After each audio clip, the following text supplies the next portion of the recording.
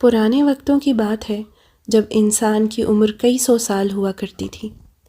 یہ کہانی ایک تاجر کی ہے جو اولاد کی نعمت سے محروم تھا۔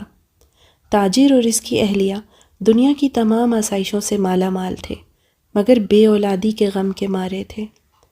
ایک دن اولاد کی خواہش لیے تاجر صاحب خستہ حال ایک نجومی کے پاس گئے۔ کہنے لگے، آج تک آپ کی کوئی پیشن گوئی غلط نہیں پائی، تو بتائیے حضور، کیا میں بھی کبھی اولاد کی خوشی پا سکوں گا؟ نجومی کہنے لگا، بے شک آپ ایک نیک انسان ہیں، لیکن بے اولادی آپ کی تقدیر ہے۔ تاجر بہت مایوس ہوا، کہنے لگا، میں پہاڑ جیسی زندگی کیسے کاٹوں گا؟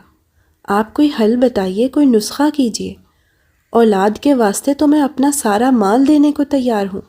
نجومی صاحب خاموش رہے۔ بہرحال تاجر مایوس دل لیے بھاری قدموں سے اپنے گھر کی دہلیز کو پہنچا۔ کئی سال بیت گئے، کئی بہاریں آئیں اور خزاں کے سوکھے پتوں میں بدل گئیں۔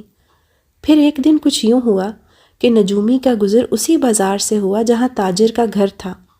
کیا دیکھتا ہے کہ تاجر تو بہت سارے بچوں کے ساتھ کھیل رہا ہے۔ کسی کو پیٹھ پر بٹھاتا تو کسی بچے کو کاندھے پر اٹھایا ہوتا۔ یہ کیا ماجرا ہے؟ کیا یہ صاحب اپنے ہوش کھو بیٹھا ہے؟ شاید گلی محلے کے بچوں سے کھیل رہا ہے۔ سوچ سوچ کر اوسان خطا ہو رہے تھے۔ دل میں بہت ہمدردی ہوئی، بے چارگی پر افسوس ہوا تو سوچا چل کر حال پوچھوں۔ قریب جا کر بولے، صاحب کس کے بچوں کو پیٹھ پر اٹھائے گھوم رہے ہو؟ کن بچوں کے ساتھ کھیل رہے ہو؟ تاجر صاحب مسکرا کر بولے، اللہ کا کرم ہے، یہ میرے اپنے بچے ہیں۔ نجومی گڑبڑایا، کہنے لگا، آپ کے ہاں اولاد نہیں ہو سکتی، اور میری پیشن گوئی کبھی غلط نہیں ہو سکتی۔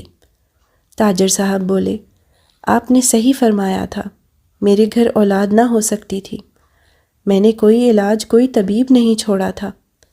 ایک دن غم کا مارا مسجد کی آخری صف پر بیٹھا تھا کہ ایک اللہ کا بندہ آیا۔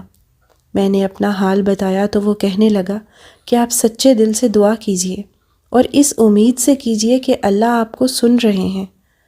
بس پھر دعا کے لیے ہاتھ اٹھائے اور رب العزت نے نعمتوں اور رحمتوں سے نواز دیا۔ نجومی کچھ دیر تو خاموش رہا، پھر چل دیا۔